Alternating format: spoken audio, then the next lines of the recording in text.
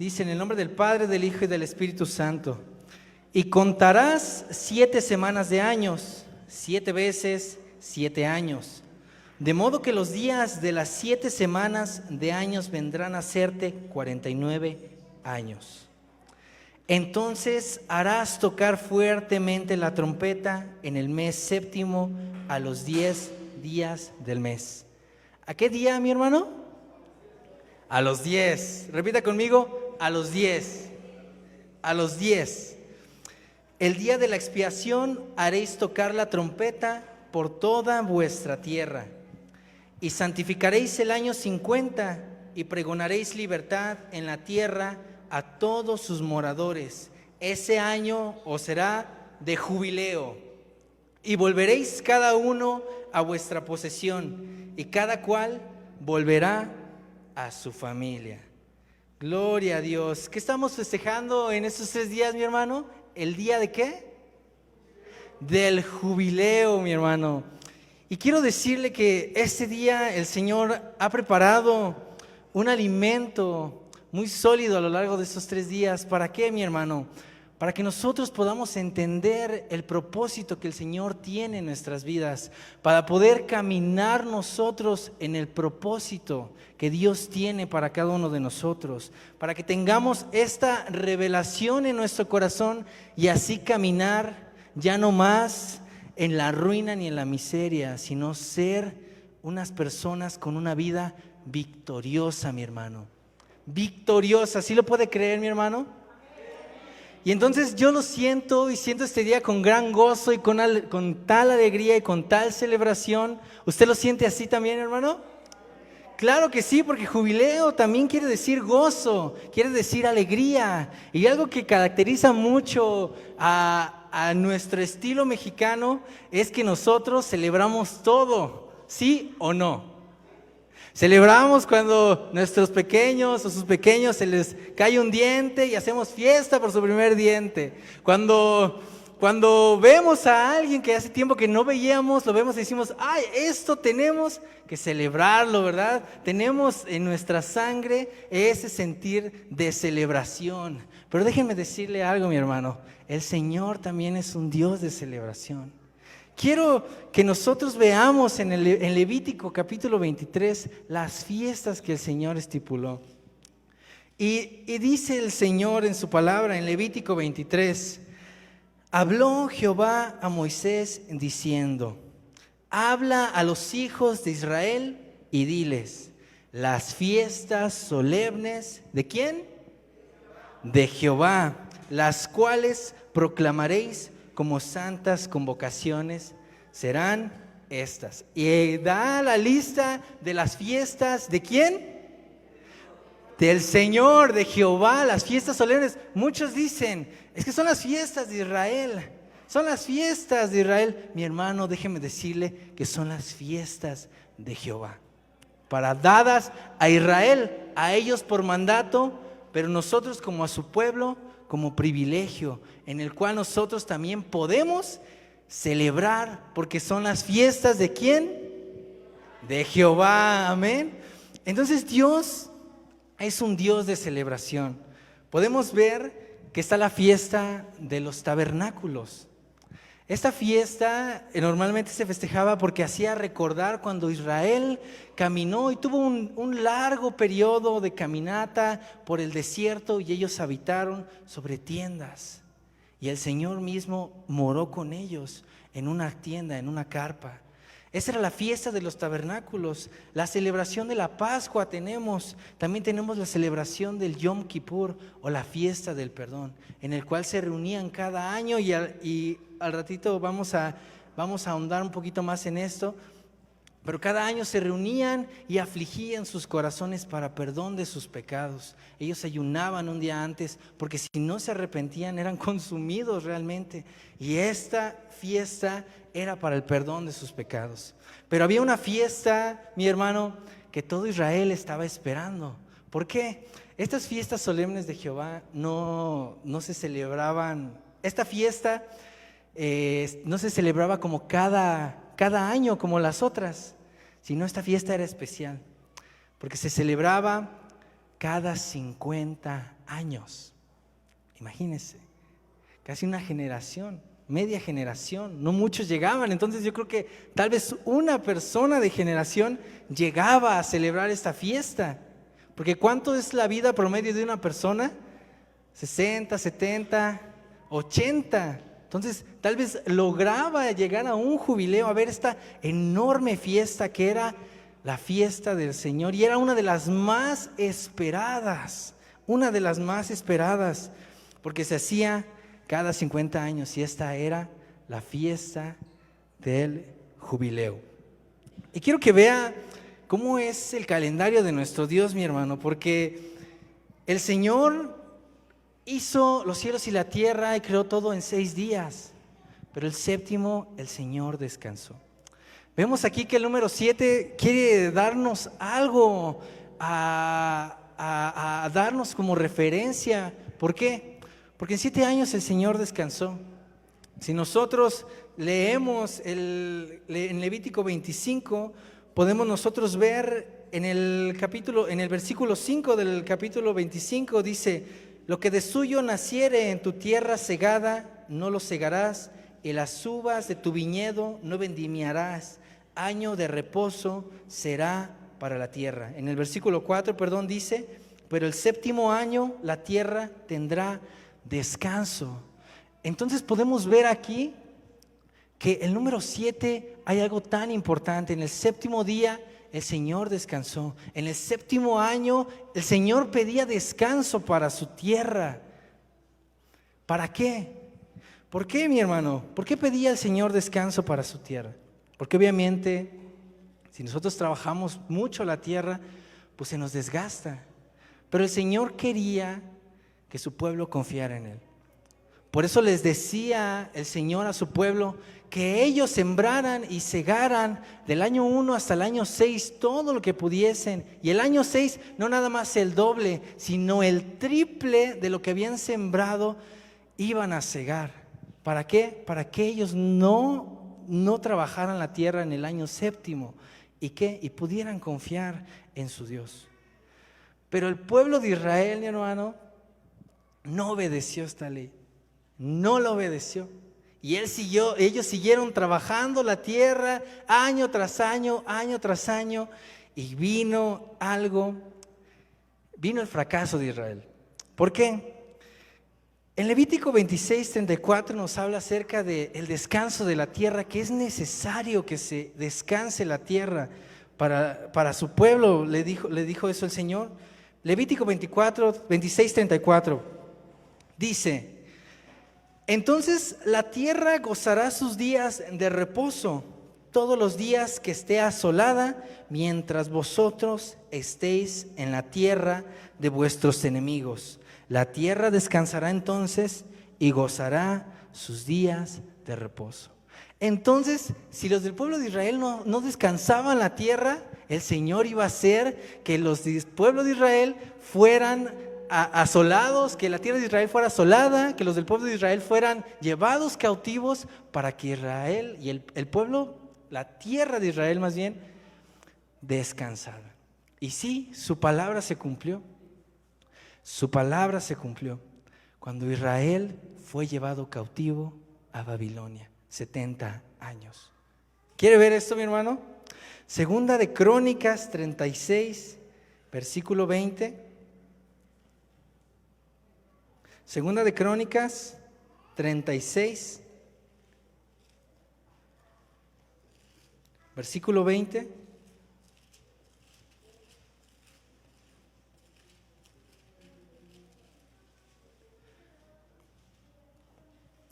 Dice así: los que escaparon de la espada fueron llevados cautivos, ¿a dónde? A Babilonia, y fueron siervos de él y de sus hijos, hasta que vino el reino de los persas, para que se cumpliese la palabra de Jehová por la boca de Jeremías, hasta que la tierra hubo gozado de reposo, porque todo el tiempo de su asolamiento reposó hasta que los 70 años fueron cumplidos. ¡Wow! ¡Qué palabra! Entonces vemos que este número es algo tan importante. Vemos que 7 días el Señor, en el séptimo día el Señor descansó. En el séptimo año había reposo para la tierra, se debía hacer reposo para la tierra. Pero ahora nos hablan de 7 semanas de años, 7 veces 7, sumado 49 años, en el cual en este año, para llegar al año 50, debía de ser un año especial. Debía de ser un año de doble reposo, porque llegaban en el año 49 y era reposo, porque era el séptimo. Y después venía el año 50, y en ese año 50 también debía de ser consagrado para el Señor. Entonces, vemos aquí que el Señor nos quiere decir algo tan importante con esta fecha. El número 7, ¿qué nos han dicho nuestros pastores, nuestros maestros? ¿Qué significa? Perfección, significa plenitud, significa que algo ya está completo. Entonces, veamos entonces, no había jubileo, sino había expiación. Y entonces nosotros ahora vemos y escuchamos muchas historias de predicadores que dicen: el Señor te va a restituir, el Señor te va a devolver todo lo que el diablo te quitó, el Señor te va a dar, el Señor te va a liberar, el Señor. Y sí, mi hermano, sí, pero hay una base, y es la expiación. No hay jubileo, mi hermano, si no hay día de expiación. Creo que no les dije el título de este tema, ¿verdad? ¿Sí les dije? No les dije, ¿verdad? El título de este tema, si me ayudan también los de medios, es: sin sacrificio no hay restitución. Repita conmigo: sin sacrificio no hay restitución. Sin sacrificio no hay liberación. Y sin sacrificio no hay perdón. Amén. Y le voy a contar un resumen de lo que pasaba en este día.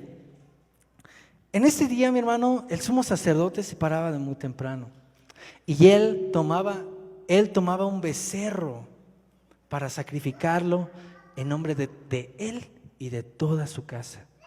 Entonces este hombre sacrificaba al cordero y su sangre era rociada en la tabla, en el arca del pacto, en la tabla del propiciatorio, era rociada la sangre, simbolizando que él estaba arrepentido y que era la única forma en que él podía hacer expiación por sus pecados. Después, ¿qué era lo que hacía? Él tomaba a 2 machos cabríos. Y él, como tenía su efod, guardaba 2 piedras y echaba suertes para ver qué macho cabrío era sacrificado y para ver qué otro macho cabrío era desterrado al desierto. El macho cabrío que era sacrificado, su sangre igualmente la rociaba en la tabla del propiciatorio. En la tabla del propiciatorio era donde estaban los 2 querubines. ¿Y qué simbolizan los querubines en la Biblia, mi hermano? Simbolizan juicio. Porque los querubines, ellos velan por la santidad de Jehová. Y cuando ustedes vean querubines en la Biblia, ellos demandan juicio por la santidad de Dios.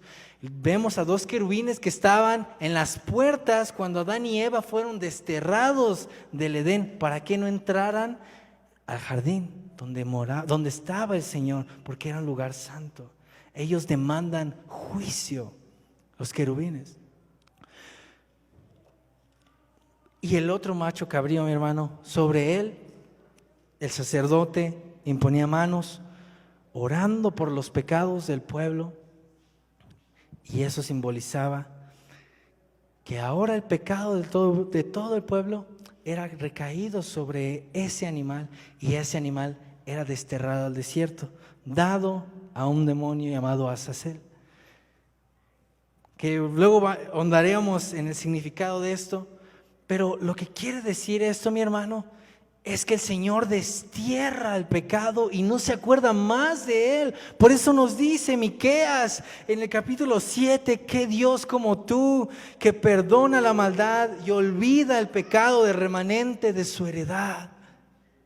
No retuvo para siempre su enojo, porque se deleita en misericordia. Él volverá a tener misericordia de nosotros. Él volverá a tener misericordia de nosotros. Él enterrará todas nuestras iniquidades y echará en el fondo del mar todos nuestros pecados. Gloria a Dios. Y ese es el Dios a quien servimos, mi hermano. Ese es tu Dios. ¿Quién Dios hay como Él, que se preocupa por el remanente de su pueblo? Gloria al Señor. Porque el Señor no solamente perdona, mi hermano, sino olvida el pecado.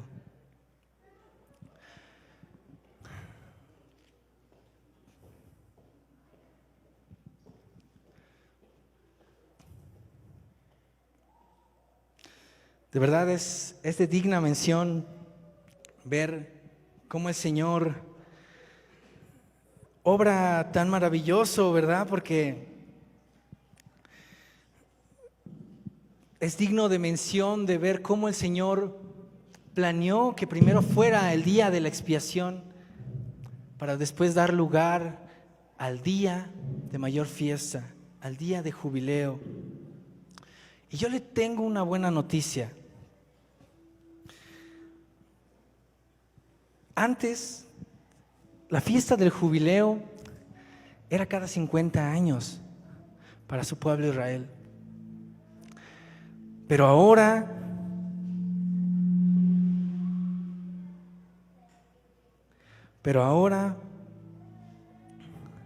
ya no se celebra cada 50 años. Ahora estamos en el día del jubileo, mi hermano. ¿Sí lo cree? Estamos en el día del jubileo, mi hermano, y esos 50 años únicamente eran sombra de lo porvenir. Porque ¿cómo hay sombra, mi hermano, si no hay sustancia? ¿Cómo hay sombra si no hay quien proporcione esa sombra? Mas esa sombra, quien la producía, era nuestro Señor Jesucristo. Todo giraba en torno a Él y a su año, mi hermano. Muchos hermanos hoy piensan y hoy creen que si realmente ellos viven en libertad, que ellos pueden seguir viviendo en condenación, y para ellos es seguir viviendo en libertad. Y eso, mi hermano, es mentira. Porque dice Romanos 1:8, ninguna condenación hay en los que están en Cristo Jesús. ¿Por qué? Porque si vivimos en condenación, eso es vivir sin libertad. Vivir en el pecado, eso es vivir sin libertad.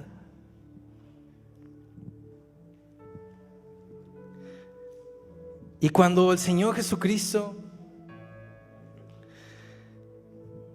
empezó su ministerio, es muy interesante ver que ese día les tocaba leer Isaías 61. ¿Y qué nos habla en Isaías 61, mi hermano? Nos habla acerca de la unción que iba por venir, de la unción que iba a venir. Y es muy interesante reflexionar que cuando el Señor Jesucristo, después de los 40 días de ayuno y de su bautizo, entra a la sinagoga y dice que se le dio el rollo del profeta Isaías. No dice que él lo tomó, dice se le dio. Lucas capítulo 4 dice que se le dio el rollo. ¿Y qué había, mi hermano, en ese rollo? ¿Qué había en ese rollo, mi hermano, que nos pudiera identificar con el día del jubileo, con el día de redención, con el día de restitución, con el día de perdón? ¿Qué había en ese rollo, mi hermano? Lucas 4 del 16 al 21 dice: vino a Nazaret, donde se había criado, y en el día de reposo entró en la sinagoga, conforme a su costumbre, y se levantó a leer. Y se le dio el libro del profeta Isaías. Y abierto el libro, halló el lugar donde estaba escrito: por cuanto el Espíritu del Señor está sobre mí, por cuanto me ha ungido para dar buenas nuevas a los pobres, me ha enviado a sanar a los quebrantados de corazón, a pregonar libertad a los cautivos y vista a los ciegos, a poner en libertad a los oprimidos y a predicar el año agradable del Señor. Y mi hermano, ese era el año del jubileo. Ese era el año agradable del Señor. Ese era el año que el Señor esperaba para dar libertad al cautivo, dar vista a los ciegos, para sanar a los quebrantados de corazón. Ese día, mi hermano, acaba de llegar para ti y para mí. Y ya no es cada 50 años, mi hermano, sino ya es cada día en que nosotros nos levantamos y podemos ver al Señor y decir: Señor, hoy disfruto este día de libertad por ti. Disfruto este día de restitución por ti. Señor, disfruto tu perdón y tu gracia. Porque es lo que el Señor hizo. Hizo provisión, como antes hizo provisión para su nación. Él hizo provisión para Israel, para sus fracasos. Y Él ha hecho provisión, pero no en un macho cabrío, sino en el Cordero de Dios, inmolado en la cruz hace 2000 años. Mi hermano, dale una ofrenda de palmas a nuestro Dios. El Cordero inmolado, ese Cordero de Dios, quienes cantan: Santo, Agnus Dei, Él es digno y Él es el Señor. Mi hermano, es hoy tu día de jubileo, es hoy tu día de restitución, es hoy tu día de liberación, mi hermano. Pero algo más importante: hoy es el día del perdón, en el cual nosotros podemos acercarnos confiadamente al trono de su gracia y pedirle perdón por nuestros pecados, para que el Señor traiga libertad y redención a nuestra vida.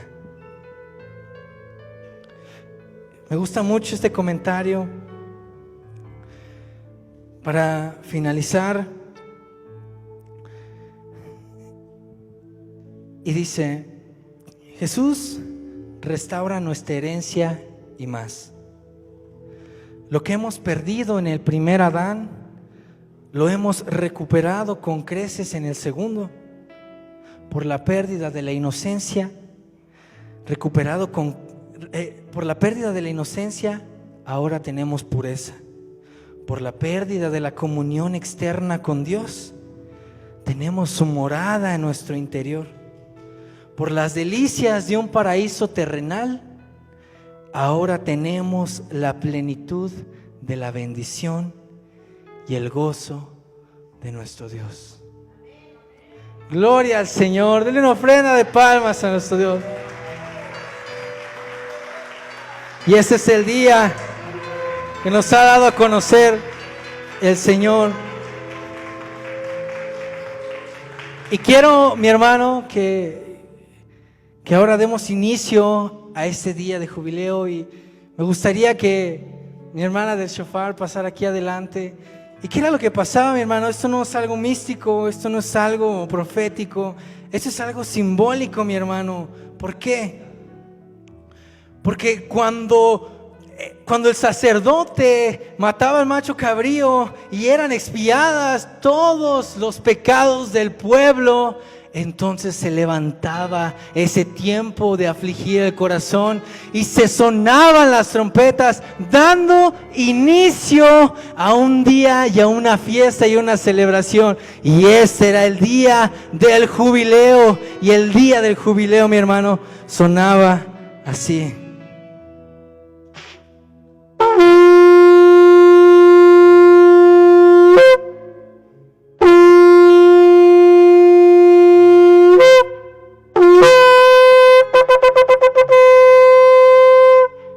Denle una ofrenda de palmas a nuestro Dios, porque el día del jubileo ha llegado para ti, mi hermano. para ti y para mí, mi hermano. Póngase de pie en esta noche, mi hermano, para darle gracias al Señor por su redención, para humillarnos delante de Él si hemos fallado.